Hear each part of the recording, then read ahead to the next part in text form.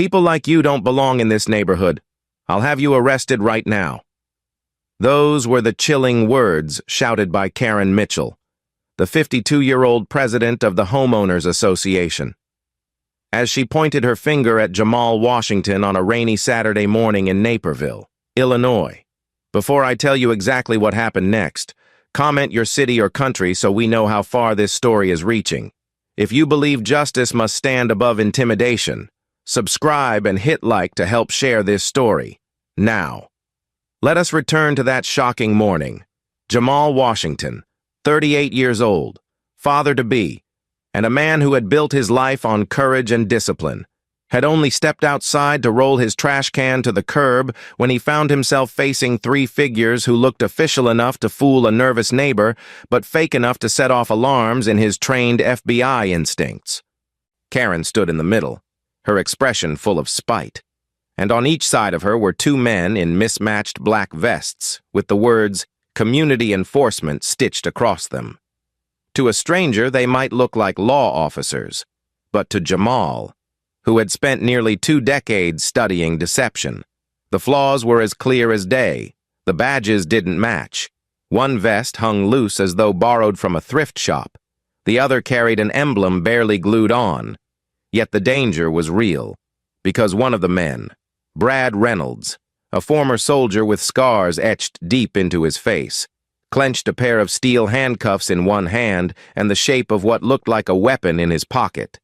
The other man, Derek Hayes, shifted uneasily, his eyes darting between Jamal and Karen as though his conscience was already at war with his orders. Jamal stood still, the trash can handle still in his palm, his mind racing but his face calm. He knew he had two choices: reveal his FBI identity immediately, which might cause panic, or play along just long enough to protect his pregnant wife inside the house and the neighbors who had begun to peek from behind curtains. Karen's voice rang again, dripping with arrogance. "We've received over 50 complaints about your so-called repairs in the garage, the loud gatherings at night, and the disrespect of community rules. Today, we will detain you until the board decides your punishment. To the average person, those words would sound absurd after all. An HOA has no power to arrest anyone. But to Jamal, they revealed something darker. This was not about rules. It was about racial bias and personal vengeance." He remembered the whispering tone when Karen had once said at a meeting, "People like you bring down property values," words that still stung. And now, she had gone a step further, recruiting 2 imposters to enforce her prejudice. The drizzle fell harder, streaking Jamal's gray t-shirt as his jaw tightened. Across the street, a teenager named Tyler Brooks, curious and bold, lifted his phone and began live streaming, his voice echoing on social media. "Y'all, look at this. They're trying to arrest Mr. Washington over trash cans." Within minutes, hundreds of viewers joined, the comment feed exploding with disbelief. Jamal glanced toward his house and saw the blinds shift. Aisha, his wife, was awake, her silhouette visible in the window. He gave the faintest shake of his head, silently begging her to stay inside, because the situation was too dangerous. Brad stepped forward, snapping the handcuffs open with a metallic click, his voice rough. "You've got 15 seconds to comply, or I'll use force." The threat was real, and Jamal noticed the outline of the gun more clearly now. He shifted his weight, ready if needed, his FBI training reminding him of every takedown drill, every hostage scenario, every reminder that speed and precision save lives. Derek muttered nervously, "Maybe we should wait." "Brad, this doesn't feel right." But Karen silenced him with a glare. "No, he thinks the rules don't apply to him. Today, he learns they do." Jamal's mind flashed back to his father's struggles on Chicago's South Side, how a man of dignity was once humiliated by false accusations. That memory fueled his calm, giving him strength to stand tall in the face of humiliation. "If you're real officers," Jamal said evenly, his voice carrying across the wet pavement, "then show me your identification, your badge, and the legal authority you claim to have. Karen's lips curled into a smirk. I don't need to show you anything. You'll obey, or you'll be removed. By now, more neighbors gathered, Mr. and Mrs. Anderson, elderly and cautious, whispering about keeping order. A young mother held her baby closer, whispering in concern. Tyler's live stream crossed 1,000 viewers, then 2,000. The rain dripping down his phone screen as he narrated every second. Brad's temper flared. He shoved the handcuffs toward Jamal, barking, "Hands behind your back!" That was the breaking point. Jamal's muscles tensed, ready for what was coming, but he still held back, refusing to escalate until the very last second. What the imposters didn't know was that Jamal had already signaled his phone, sending a silent alert to FBI backup while appearing to casually adjust his pocket. But he also knew backup would take time. In the next moments, the entire neighborhood would see whether he could handle the threat on his own. Rain fell harder, thunder rolled faintly, and the scene became something no one could walk away from. Jamal's heart pounded, but his gaze stayed steady. Karen crossed her arms, smug, whispering to herself that she finally had him under control. But the truth was about to shatter her illusion, because Jamal Washington wasn't a man who broke rules. He was a man who upheld the law at the highest level, an FBI agent whose name was feared by criminals across the state, and in less than a minute, this quiet suburban street would witness a confrontation that would explode across social media, rack up millions of views, and destroy Karen's grip on power forever. Brad's voice cut through the rain like a blade, sharp and threatening. 15 seconds, then you're mine. The sound of the handcuffs snapping open echoed against the siding of the homes, drawing more neighbors onto porches and sidewalks. Jamal Washington did not flinch. His calm face only enraged Karen Mitchell further. She stepped closer, her umbrella dripping, her voice carrying over the growing murmur of the crowd. This man thinks he's above the rules. 50 complaints have been filed against him. 50. Garage repairs without approval, loud gatherings, parking violations, trash cans left out. Today he will pay. Those words, delivered with venom, spread instantly as Tyler Brooks kept live streaming, his teenage voice trembling with both fear and excitement. Guys, it's blowing up. 3,000 watching right now. This is crazy. The camera caught Jamal standing tall, his shoulders squared, his gray shirt soaked with rain, while Brad loomed with aggression and Derek shuffled nervously. For Jamal, every second was calculation. His FBI training reminded him that violence could erupt fast. The wrong move could risk his wife, his unborn child, and even the onlookers. He studied Brad carefully, the twitch in the man's left hand, the way his right hovered near his pocket, confirmed the presence of a weapon. Brad was not bluffing.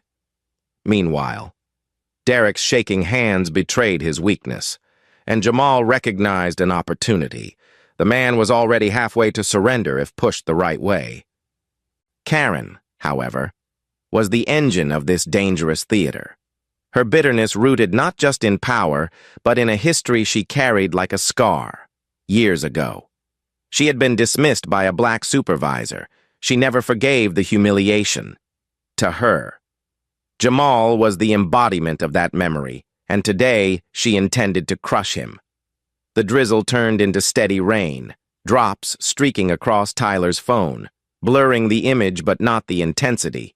Viewers poured into the live stream by the thousands, comments scrolling, some defending Karen, others demanding she stop, and many crying out that it looked like a setup inside the house.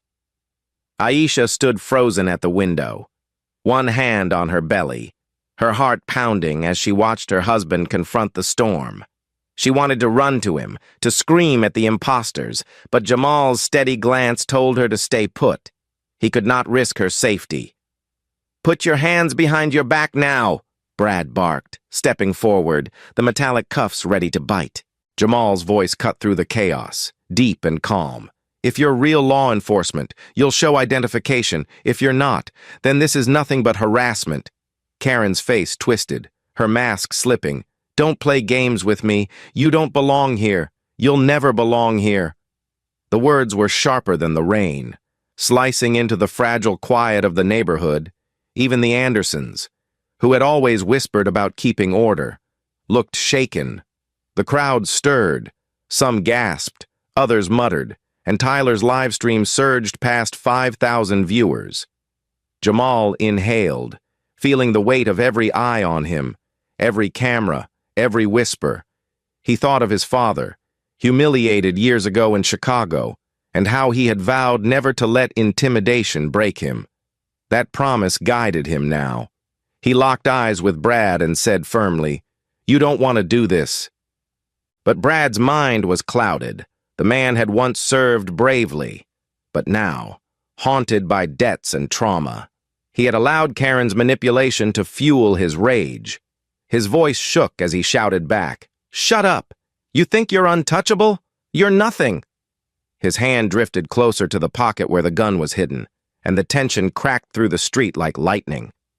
Derek finally spoke, voice trembling. "Karen, maybe we should stop. This isn't right. We're not cops. We don't have the authority." But Karen's pride was stronger than reason. "Do it," she snapped. "Cuff him. Make him kneel if you have to. The board backs me. No one will stop us." Those words revealed her desperation, but also her blindness to the truth that her power was already crumbling. The neighbors shifted, uncomfortable. A young mother hugged her child tighter. An older man shook his head in disgust. Tyler's live stream rocketed past 10,000 viewers, the chat exploding with outrage. "This is illegal," one comment read. "Call the police now," another demanded. Yet Jamal remained motionless, his silence louder than their shouting. Every second, his plan crystallized. He needed Brad to expose the weapon. He needed Derek to break ranks. He needed Karen to reveal her malice publicly. Only then would the truth be undeniable. And as if on cue, Brad's temper boiled over. He shoved the handcuffs forward and growled, "Last chance." The steel glinted in the weak light, rain dripping off the chain. Jamal's eyes narrowed. He noted the trembling grip, the instability. He knew Brad was seconds away from revealing the gun. His body tensed, ready for the confrontation that might come. Inside, Aisha whispered a prayer, tears sliding down her face. She remembered all the nights Jamal had returned home with scars, both seen and unseen, from dangerous cases. She knew he could handle threats. But this was different. This was their home, their sanctuary, invaded by prejudice disguised as authority. Karen's smirk widened, convinced she had won, her voice carrying the triumph of a dictator. "This man is about to learn the price of defiance. This community will not be overrun." But what she did not realize was that every word, every sneer, every flash of hate was being recorded, broadcast, and judged by an audience growing by the second. Already, local hashtags were forming. Already, strangers were sharing the stream, calling for justice. Jamal's heart thudded, but his face remained still. His voice measured as he spoke again. "I will not resist an arrest that is lawful. But you, Brad, you know this is not lawful. And you, Derek, you know you're on the wrong side." His words hit Derek like a hammer. The younger man looked down, shame flooding his features. I can't do this," Derek whispered. He took a step back, lowering his hands, distancing himself from Karen's command. Karen's eyes blazed with fury. "Coward! You'll regret this." She turned her rage back on Jamal, spitting venom. "You're finished here. Finished." The storm was reaching its peak, not just in the sky, but in the hearts of everyone present. Tyler's voice cracked as he narrated to his viewers. "Y'all, this is getting real. One of them looks like he's about to pull a gun." The live stream spiked past 20,000, then 30, a tidal wave of digital witnesses demanding accountability. Jamal braced himself, muscles coiled, mind razor sharp. He knew what was coming. Brad's hand shifted fully toward the weapon, his anger overriding reason. The next move would decide everything. Brad's hand hovered near the weapon, the tension so thick that even the rain seemed to pause. But before the breaking point could arrive, the community itself began to pour into the scene. Neighbors stepping out of garages, peeking from porches, walking into the street as if drawn by a magnet, their whispers rising into a chorus of uncertainty. Some siding with Karen out of fear of losing order, others shaking their heads at the absurdity of it all. And in the middle of this storm stood Jamal Washington, soaked by rain, calm in face but blazing inside, determined not to let panic dictate his next move. Tyler Brooks, the teenager with the phone, kept filming with trembling hands, announcing to his swelling online audience, now more than 50,000, that the whole neighborhood's outside. It's going down right now, his live stream chat exploding with words like illegal, racist, and call real cops. While comments flew from across the country as strangers shared the feed, Jamal's eyes darted briefly toward his wife's silhouette in the window, her hand still pressed against her belly, her face pale with fear, and he lifted his chin slightly, a silent gesture for her to stay put, reminding her with that one movement that protecting her and their unborn child was his highest duty. Karen Mitchell, however, seemed energized by the gathering crowd, her voice louder and sharper as she raised her hand and pointed at Jamal like a judge delivering a sentence, declaring, "You see this, neighbors. This is what happens when someone refuses to respect the rules. He mocks your hard work. He lowers your property values. He disrespects our order. But today, we take our community back." Her words spilling out like poison. And for a moment, a few nodded uneasily, including Mr. Anderson, who muttered about wanting peace and order. But the tide was beginning to turn as more people noticed the trembling handcuffs, the fake vests, the aggression that looked less like law enforcement and more like bullying. Derek Hayes, the hesitant accomplice, rubbed his hands nervously, his voice breaking as he told Karen, "I didn't sign up for this. You said it would just be warnings. Not this, not guns." And Jamal seized the opportunity, his deep, steady voice carrying through the drizzle. "Derek, you know the truth. This is not law. This is manipulation. You don't have to follow her orders. You can step back right now. You can walk away clean." The words struck Derek hard, his eyes darting to the crowd, to Tyler's phone, to the comments flashing faster than he could process. And he stepped back another pace, guilt carved into his features. Karen snapped at him, her tone venomous. "Don't you dare betray me. You owe me. You wouldn't even be standing here if I hadn't paid your debts." And for the first time, the neighbors caught a glimpse of the corruption behind her authority. The gasps spreading as realization set in that their president had been manipulating broken men to do her dirty work. The live stream surged past 100,000 viewers. Hashtags exploding across platforms, people tagging news stations, demanding officials step in. But still the street was frozen in that tense standoff. Aisha gripped the window frame inside, whispering a prayer, wanting to run out, but knowing Jamal had signaled her to stay safe, her tears mixing with the rain streaking the glass. Jamal's mind was steady, weighing every option, reminding himself that backup was coming but not fast enough, that he had to control the storm until then. Karen's mask cracked further as she shouted again, "This man thinks because of who he is. He can walk all over us, but I will not be humiliated again." And those words revealed more than she intended, an echo of her past bitterness over losing a job to a black supervisor.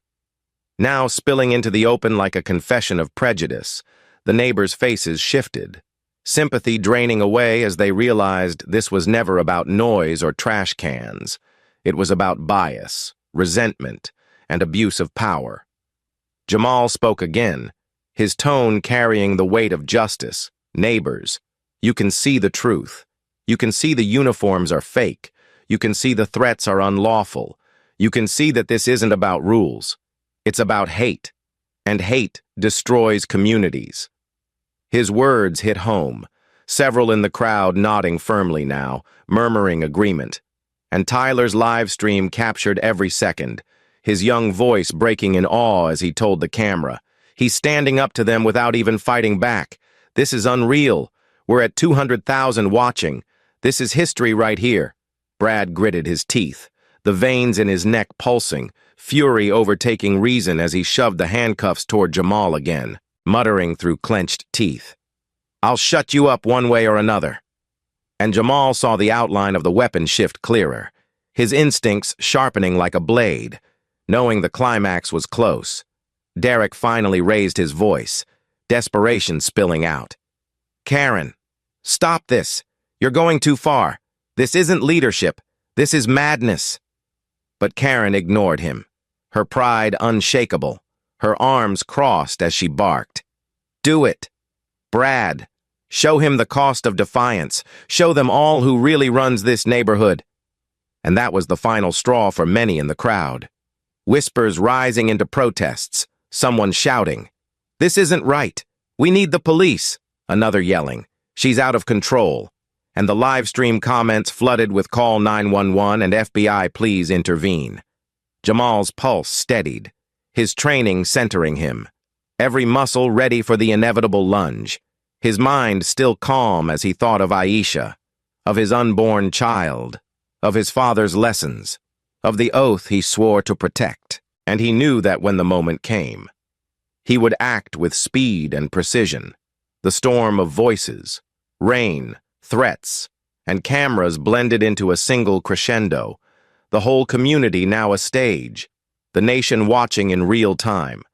And at the center stood Jamal Washington, unbroken, unbowed, waiting for the instant when words would no longer hold back violence, and action would reveal the truth to everyone. The breaking point came in a flash of steel and thunder. Brad Reynolds lunged forward, rainwater streaming from his scarred face, the open handcuffs clattering as he swung them toward Jamal Washington's wrists, shouting through clenched teeth, "You're done!" And in that instant, the quiet street of Naperville turned into a battlefield. Neighbors gasping, Tyler Brooks screaming into his phone, "He's going for him! He's going for him!" As the live stream rocketed past 500,000 viewers, the chat exploding with panic.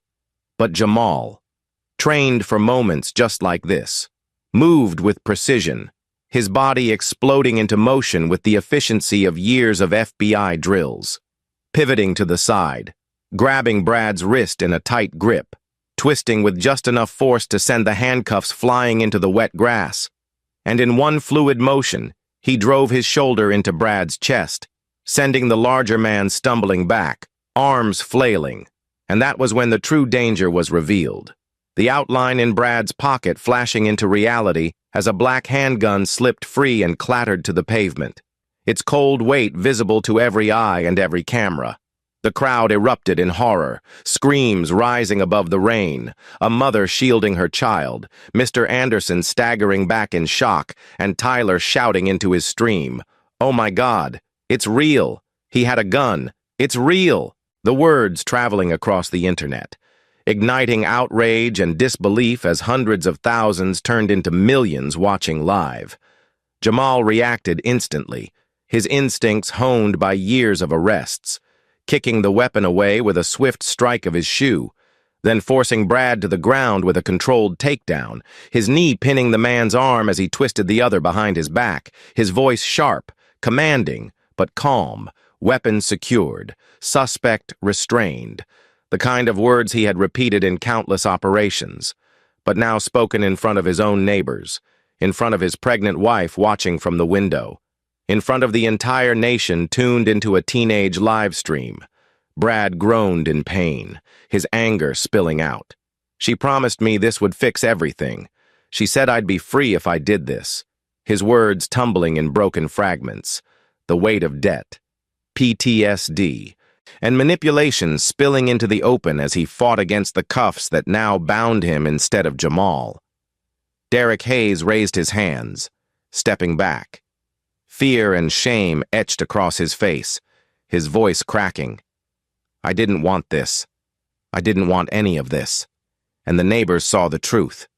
That Karen Mitchell, their HOA president, had orchestrated it all, had turned desperation into a weapon against a man who only wanted peace in his own home. But Karen, instead of retreating, doubled down, her voice shrill, cutting through the storm. You don't belong here. You never belonged here. This neighborhood is not yours and it never will be. Words dripping with the bitterness of years. Words that revealed her heart more clearly than any evidence could. And the crowd recoiled. Whispers turning into shouts. Neighbors crying out in protest. That's enough. Karen, this is hate, not rules. You've gone too far. The tide finally breaking against her. Jamal stood, rain soaking through his shirt, his chest heaving from the struggle but his face composed, lifting the gun high by the barrel so everyone could see, then kicking it toward the curb, his voice steady, carrying authority that silenced even the thunder overhead. This was never about community rules. This was about intimidation. And today, it ends. And those words, captured perfectly on Tyler's camera, spread instantly across the internet, replayed again and again as proof of dignity under fire. Brad wept now, the anger drained, muttering about nightmares that never left him, about debts he could never pay. And Jamal, though firm in control, allowed a sliver of empathy, saying quietly, "You need help, not her lies," while cuffing the man with his own restraints, a symbolic reversal that no one missed. Karen's face crumpled as she realized her control was gone. The neighbors no longer her shield. The live stream no longer her tool of fear. Her cries drowned by the sound of unity rising from the crowd. The rain poured harder, streaking down Jamal's face as thunder rolled. And in that dramatic chaos, the live stream ticked past 3.5 million viewers. Comments flooding like a tidal wave. "Hero! Expose her! This is corruption in daylight!" The entire nation now aware of what one neighborhood had endured. Derek dropped to his knees, tears mixing with the rain, begging forgiveness, promising to tell the truth, confessing that Karen had hired them through a back-alley gig app, promising to cover debts if they carried out her orders. His words pouring into Tyler's phone for millions to witness. Neighbors who had once whispered against Jamal now stepped forward. Mrs. Anderson clutching her husband's arm, whispering, "We were wrong. We see it now," while others shook their heads at Karen in disgust. Karen, desperate and humiliated, shouted empty threats. "You'll regret this. All of you will regret this." But her words rang hollow, drowned by the steady chant of justice as voices rose. "Call the police! Arrest her now! We stand with Jamal!" The transformation complete as the community turned on its own leader. Jamal kept his focus, scanning the crowd, ensuring no further threat remained. His mind steady though his body trembled slightly from adrenaline. His thoughts flashing to Aisha in the window, to the promise he made to protect his family, and to the oath he swore to defend the law. And as he stood over Brad, weapon disarmed, truth revealed, community awakened, Jamal knew this was not just a confrontation in his driveway. It was the beginning of something larger, something that would shake the foundation of HOA abuse, something that would ripple across the country. Because millions had just witnessed courage in the rain, dignity under fire, and the unmasking of hate in real time. The moment the weapon was kicked aside and Brad lay restrained in the rain, the crowd frozen in stunned silence, Jamal Washington finally did what he had resisted from the beginning. He reached into his back pocket, pulled out his leather badge case, and flipped it open for every neighbor and every eye on Tyler's live stream to see. The golden letters glistening under the storm clouds, the eagle emblem shining as he declared with a voice that carried across the soaked street. "My name is Special Agent Jamal Washington, Federal Bureau of Investigation." And those words landed like thunder, shocking every witness into stillness. Gasps rippled through the crowd. Tyler nearly dropping his phone as he screamed to his online viewers, He's FBI! Oh my God, he's FBI! And the live stream surged instantly past 4 million viewers. Comments exploding in waves of respect, justice, and she's finished. Karen Mitchell's face drained of color, her arrogance collapsing into stammering disbelief. No, no, you can't. You're lying. This is some trick. But the neighbors leaned closer, their eyes widening as they saw the badge gleam, their trust shifting in a single heartbeat from the HOA president they had feared to the man who had endured their doubts in silence. Jamal's voice remained firm but steady. This community deserves the truth, and the truth is that I have served my country. I have defended families across this state, and I will not stand by while hate and fear are used as weapons against innocent people. His words striking the crowd like a sermon of justice, and for the first time, the neighbors cheered, voices uniting in support, breaking Karen's final hold on them. Sirens pierced the distance, flashing red and blue cutting through the rain as real law enforcement arrived. Squad cars pulling up, doors slamming, and officers Lopez and Patel stepping into the chaos, their uniforms crisp, their presence authoritative but respectful. Lopez, a tall Latino officer with calm eyes, immediately recognized Jamal, his hand lifting in respect as he said, "Agent Washington, we've got this," while Patel, her voice steady yet warm, moved to secure the weapon and help cuff Brad properly, whispering to Jamal, "I'm sorry you had to endure this. We've heard complaints about her. But this is beyond anything we imagined." Her empathy genuine, her tone carrying the weight of shared experience with discrimination.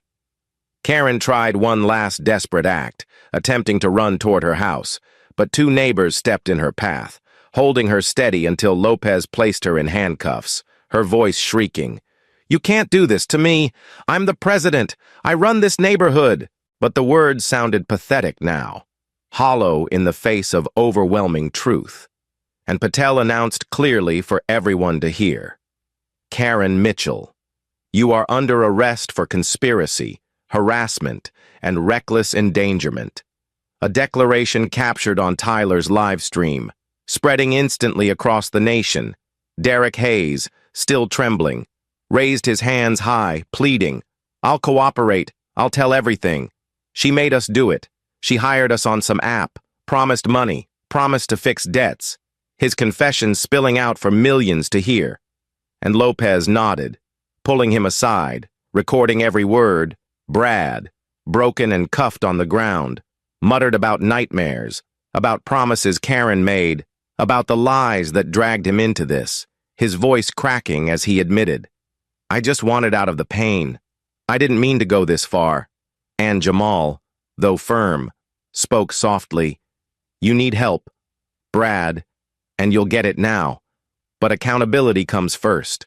The compassion of a man who knew the scars of war but refused to excuse violence. Neighbors crowded closer, some apologizing through tears. Mrs. Anderson whispering, "We misjudged you, Jamal. We doubted you, and we were wrong." Her husband nodding with shame in his eyes. And Jamal, though exhausted, offered a simple reply. "What matters is that truth has been seen, not just here, but everywhere." Tyler's phone buzzed non-stop as notifications exploded.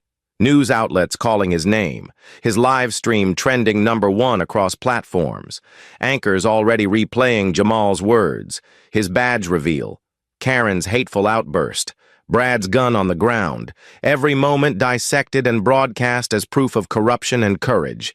Aisha finally stepped outside, clutching her belly, her face wet with tears that mingled with rain, rushing into Jamal's arms as he pulled her close, whispering, "It's over. You're safe. We're safe." Her sobs muffled against his chest. And the crowd, moved by the sight, grew silent, giving the couple a moment of dignity in the midst of chaos. Patel placed a reassuring hand on Aisha's shoulder, saying, "You should be proud. Your husband just saved lives and exposed a sickness that runs deeper than this street." Words that struck everyone listening, reminding them that this was not just one neighborhood struggle, but a reflection of something larger. Karen, shoved into the back of the squad car, pounded her fists against the window, screaming empty threats about lawsuits and revenge. But no one listened anymore. Her reign broken, her mask shattered, her future sealed. Jamal stood tall, rain dripping from his brow, his hand gripping Aisha's firmly, his eyes meeting his neighbor's not with anger, but with calm resolve, as he declared for all to hear. Power without accountability destroys communities. But when people stand for truth, fear loses, hate loses, and justice wins.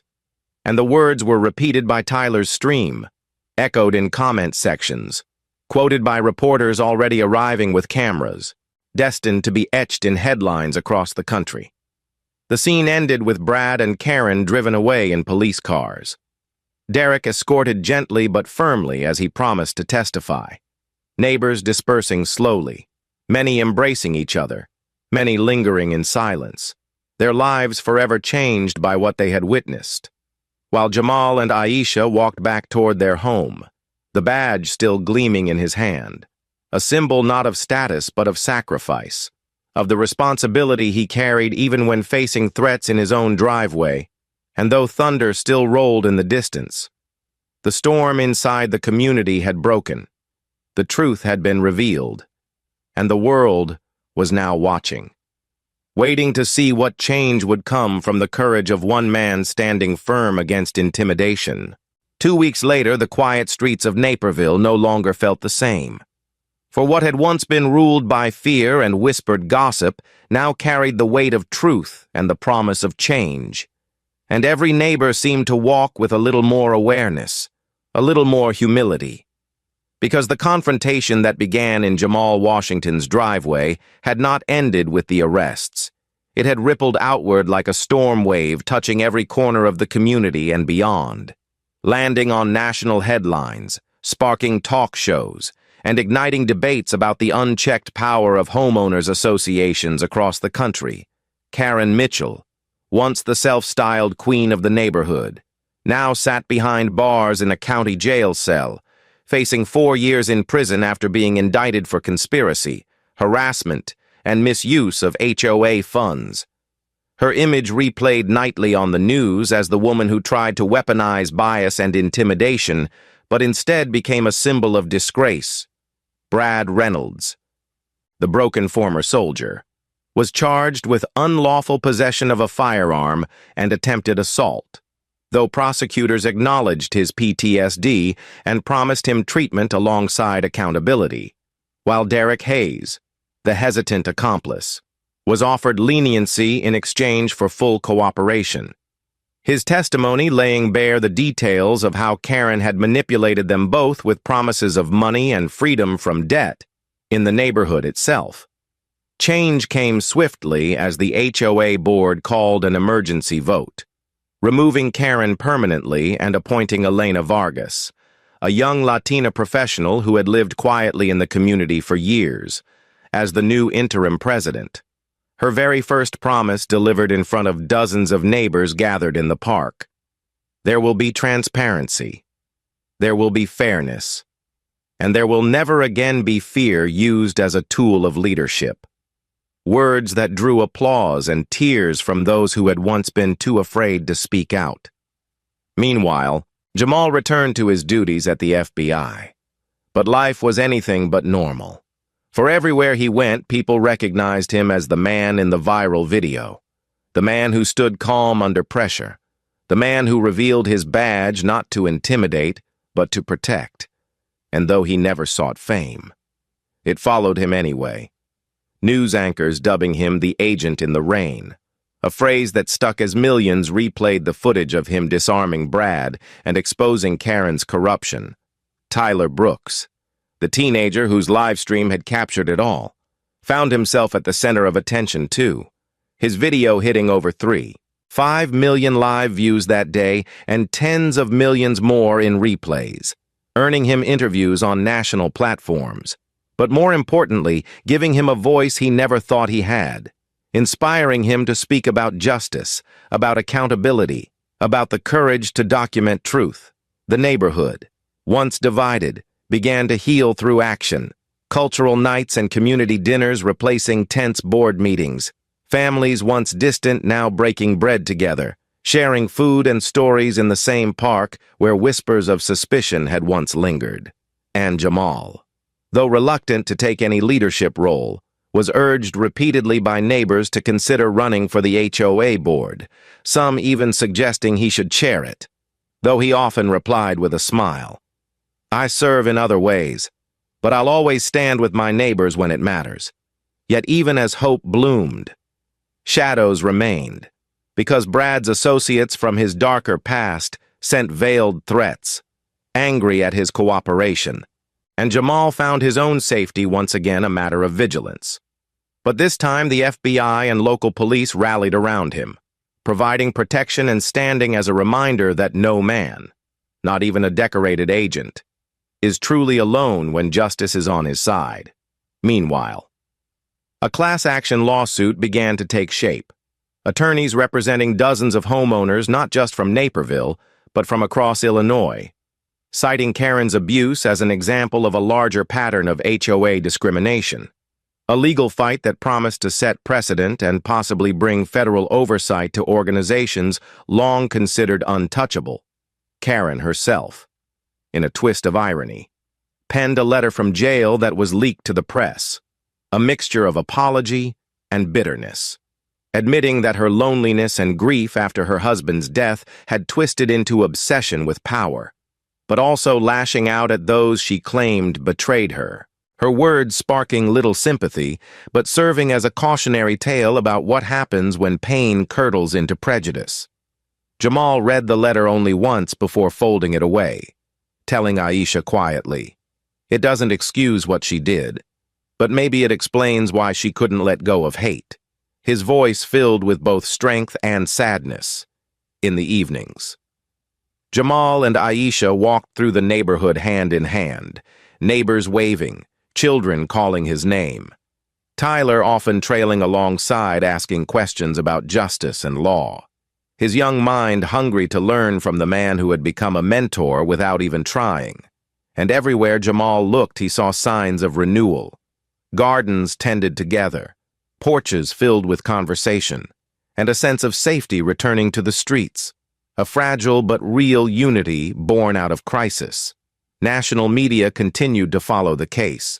Legal experts declaring that the viral video had changed the conversation about HOA accountability forever. Lawmakers hinting at new legislation to protect homeowners from abuses of power. And commentators pointing out how a single driveway in Naperville had become the spark for a movement. Through it all, Jamal remained grounded, never boasting, never seeking attention, focusing instead on preparing for the birth of his child, reminding himself that his true mission was not in headlines, but in the quiet protection of family and community.